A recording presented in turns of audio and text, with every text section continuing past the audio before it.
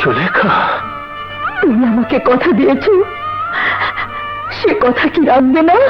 তোমাকে দেয়া কথা আমি তো না রেখে পারি না জুলেখা।